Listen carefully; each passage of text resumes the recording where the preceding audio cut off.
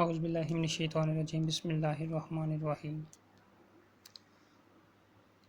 Welcome back, dear students, at Punjab Group of Colleges Narwal. I am going to discuss the next topic named as sources of organic compounds. बच्चों, आज हमने organic compound के sources कौन कौन से हैं वो डिस्कस करने हैं। तो सोर्सेज डिस्कस करने से पहले एक छोटी सी डेफिनेशन ऑफ फॉसल फ्यूल, ये आप लोगों ने पहले पढ़ी हुई है कि फॉसल फ्यूल है क्या। तीन तरह के आपने प्रोडक्ट पढ़े थे, या तीन तरह की गैसेस पढ़ी थी, या तीन तरह के आप ऑर्गेनिक कंपाउंड्स पढ़ चुके हैं। उसको आपने फॉसल फ्यूल्स का नाम दे दिया था। उसमें से एक पेट्रोलियम था, दूसरा कोल है और तीसरा नेचुरल गैस। यानी कि आपने मैट्रिक में कहा था कि पेट्रोलियम, कोल और natural gas, these are known as fossil fuels.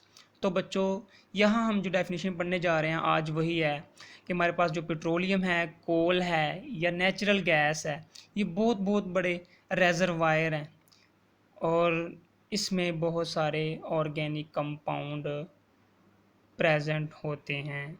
आप इसको नाम दे देते हो फॉसल फ्यूल का।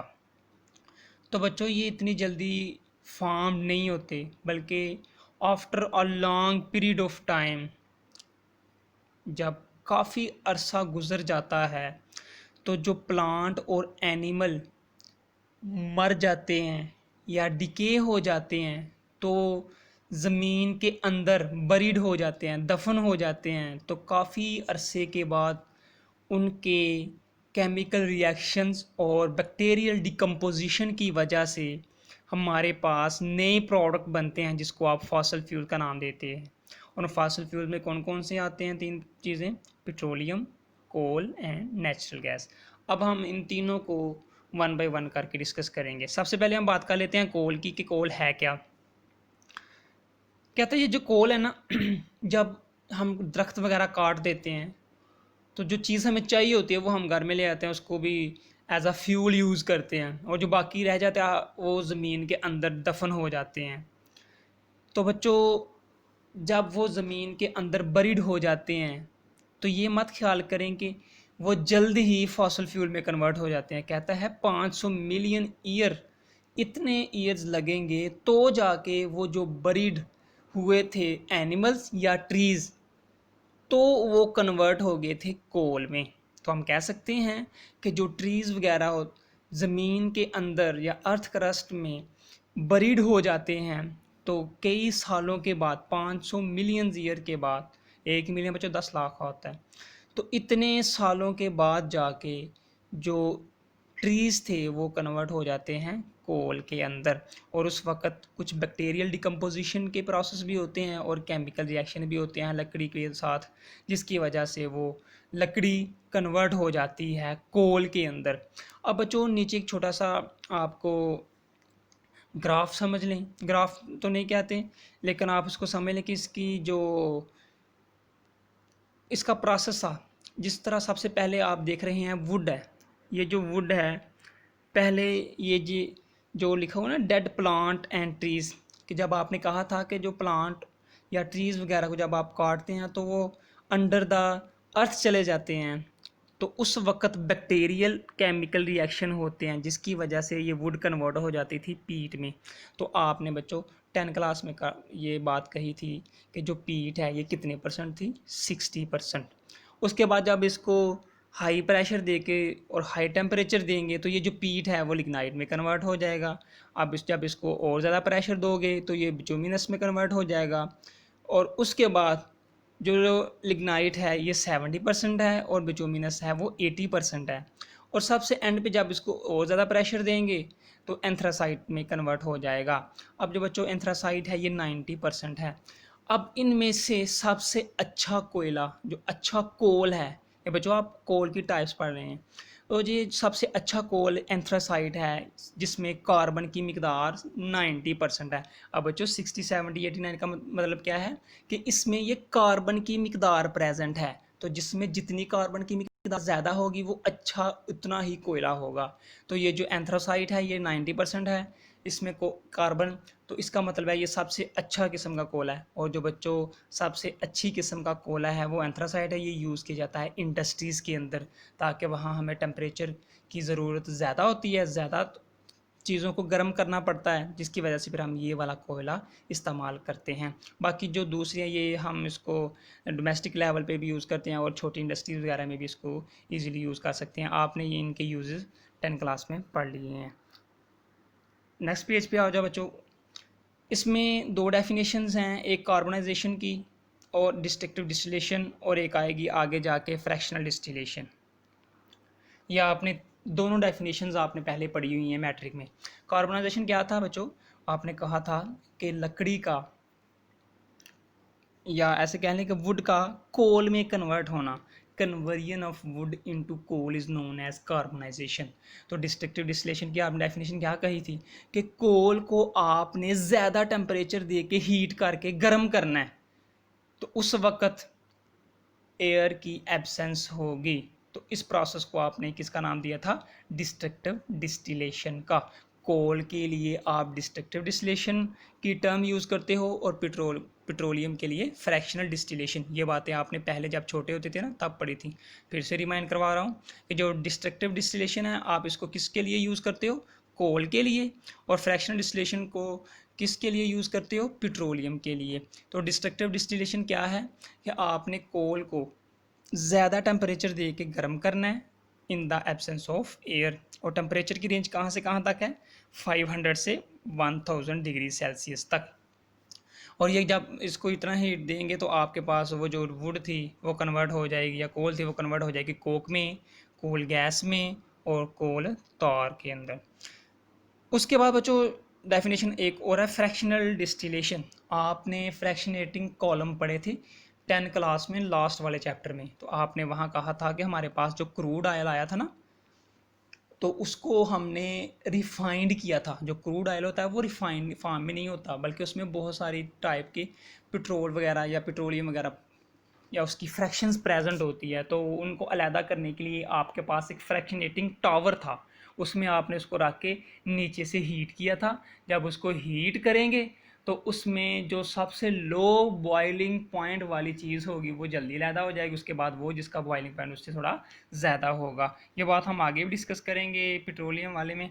और यहाँ से आपने फ्रैक्शनल डिस्टिलेशन की ये डेफिनेशन याद रखनी है।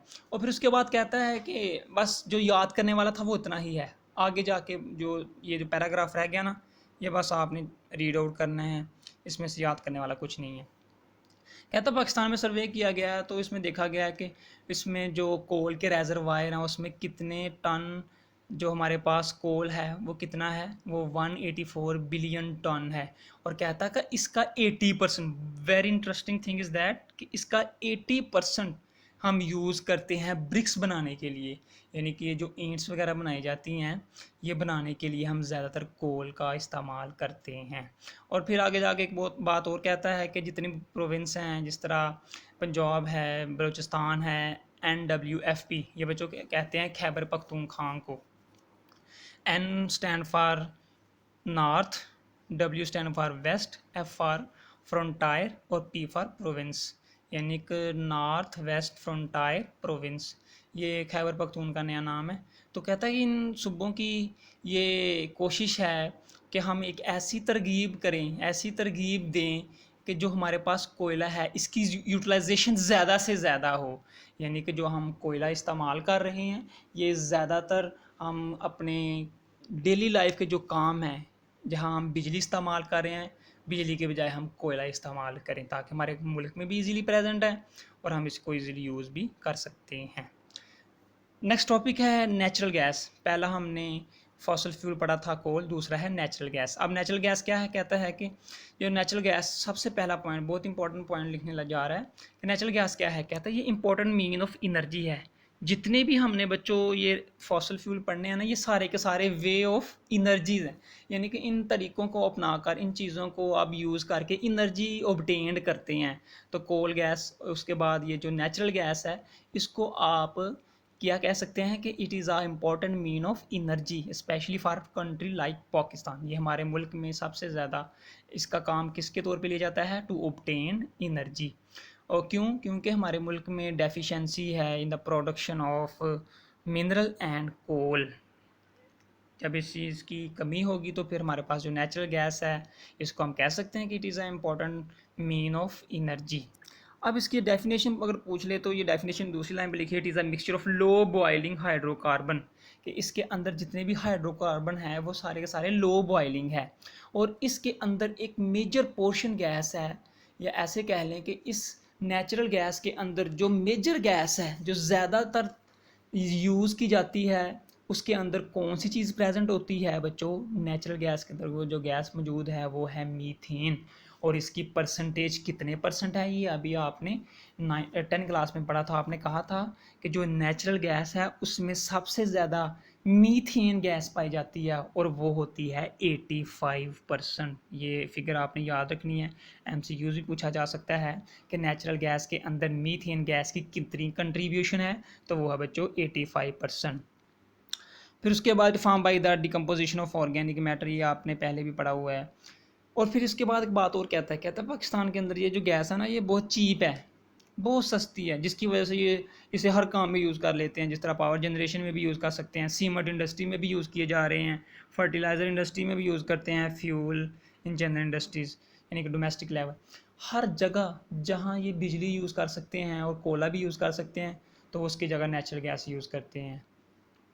तो बच्चों कहने का मतलब ये है कि कहता है कि पाकिस्तान पता नहीं कब की बात कर रहा है। अब तो अब देखें तो हमारे पास ये जो गैस है, जिसको आप एलपीजी कहते हैं, लिक्विफाइड पेट्रोलियम गैस, जो आप घरों में यूज़ करते हैं डोमेस्टिक लेवल पे, वो तो अभी तक सस्ती हुई नहीं है। तो ये कह रहा है कि पाकिस्तान में ये गैस बहुत चीप है, जिसकी वजह से ये इसको पावर जनरेशन में भी इस्तेमाल किया जा रहा है, सीमेंट इंडस्ट्री में भी इस्तेमाल किया जा रहा है, फर्टिलाइज़र में भी, और इसके अलावा डोमेस्टिक लेवल और इंडस्ट्रीज़ वगैरह में सभी जगह ये इस्तेमाल की जा रही है।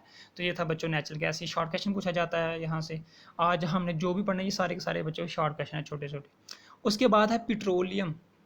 The word petro mean minerals and oleum mean oil, यानी mineral oil is called petroleum oil.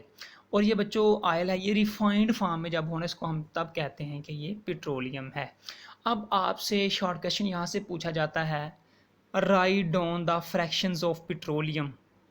तो ये बच्चों फ्रैक्शंस लिखी हुई हैं, नेचुरल गैस, पेट्रोलियम, नेफ्था, और उसके बाद गैसोलीन, कैरोसिन, ये जो जितनी भी सारी की सारी ये टेबल्स में लिखी हुई हैं फ्रैक्शंस, ये सारी की सारी आपको आनी चाहिए। कम अज़ कम आपको 4 से 5 आनी चाहिए, क्योंकि 2 नंबर का शॉर्ट क्वेश्चन होता है, और जितने नंबर का शॉर्ट क्वेश्चन हो उससे जो पॉइंट्स हैं वो 2 गुना होने चाहिए। तो आपको कम अज़ कम 4 पॉइंट्स आने चाहिए।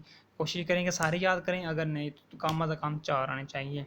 आपसे यहाँ से शॉर्ट क्वेश्चन क्या पूछा जाता है, write down the name of fraction of petroleum, यानी कि पेट्रोलियम की जो फ्रैक्शंस हैं उनके नाम लिखो। तो इनमें से कोई भी आप लिख सकते हो।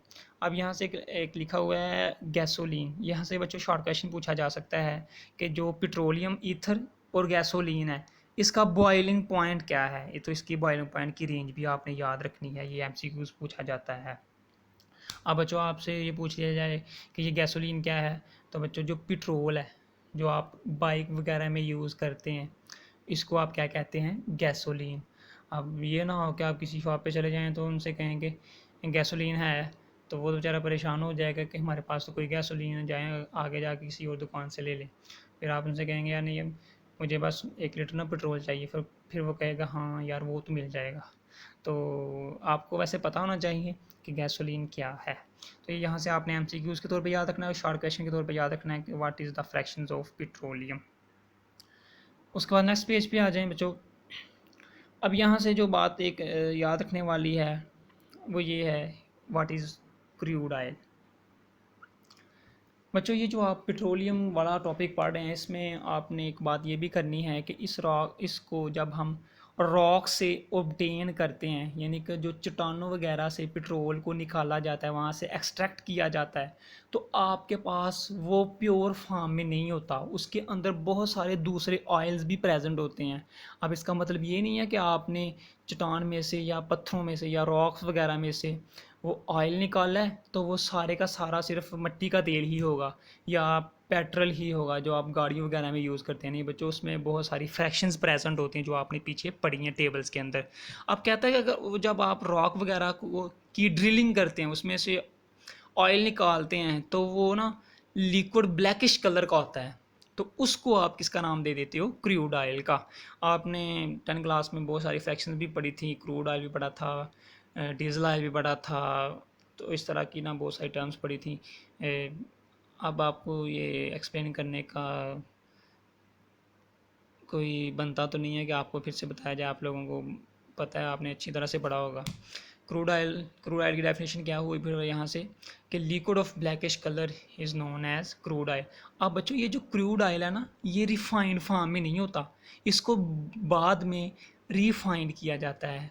जब इसको आप रिफाइन करोगे तो आपके पास डिफरेंट फ्रैक्शंस आएंगी, इसमें डिफरेंट तरह के तेल या ऑयल वगैरह आपको ऑब्टेन होंगे, तो उसमें गैसोलीन भी होगी, नेचुरल गैस भी होगी, जितनी भी फ्रैक्शंस आपने पीछे पढ़ी हैं ना, वो सारी की सारी इसके अंदर प्रेजेंट होंगी। तो ये किसके तौर पे आप इसको अलहदा कर सकते हैं? फ्रैक्शनल डिस्टिलेशन के तौर पे आप अलहदा कर सकते हैं। पीछे आपने एक बात कही है, जो फ्रैक्शनल डिस्टिलेशन है, ये किसके लिए टर्म यूज़ की जाती है? पेट्रोल के लिए या ऑयल के लिए। तो आप फ्रैक्शनेटिंग टावर में जाके इसको जब गर्म करेंगे तो जिसका टेम्परेचर कम होगा वो जल्दी अलहदा हो जाएगा। इसी तरह अपनी बॉइलिंग पॉइंट की बेस पे हम इन चीज़ों को अलहदा करते जाएंगे। अब उसके बाद हमारे पाकिस्तान के अंदर या दुनिया में जितनी भी ये रिफाइनरी हैं, रिफाइनरी इंडस्ट्री हैं, पेट्रोल या क्रूड ऑयल कह सकते हैं, क्रूड ऑयल को रिफ़ाइन करने के लिए जो इंडस्ट्रीज़ वगैरह हैं उनके नाम बताए हैं, ये आपको इन्फॉर्मेशन पता होना चाहिए। कहता है कि अटक ऑयल रिफाइनरी है जो रावलपिंडी में प्रेजेंट है, और इसकी कितनी कैपेसिटी है कि ये ऑयल को या क्रूड ऑयल को रिफ़ाइन कर सके 1.25 मिलियन टन, इतना ये ऑयल रिफाइंड कर सकती है। इसी तरह दो रिफाइनरीज और भी हैं, इनमें से एक कराची में लोकेटेड है जो 2.13 मिलियन टन ऑयल रिफाइन करने की कैपेसिटी रखती है। उसके बाद एक और है जो है Pak Arab refinery which are located at Multan. ये 3-4 इंडस्ट्रीज़ या रिफाइनरीज़ के नाम दिए हुए हैं जहाँ पाकिस्तान के अंदर क्रूड ऑयल को रिफ़ाइन किया जाता है, और रिफ़ाइन करने के बाद रिक्वायर्ड प्रोडक्ट को ऑब्टेन किया जाता है इन प्योर फार्म। बात फिर दोबारा से सुन लें, जो क्रूड ऑयल होता है जो प्योर फार्म में नहीं होता, उसको रिफाइनरीज़ के अंदर, इंडस्ट्रीज़ के अंदर रिफ़ाइन किया जाता है ताकि जो हमारे पास रिक्वायर्ड प्रोडक्ट हैं प्योर फार्म में वो हमें ऑब्टेन हो सके। तो बच्चों ये था आपका आज का topic, and I really wish you people get something from here, and thank you for this time.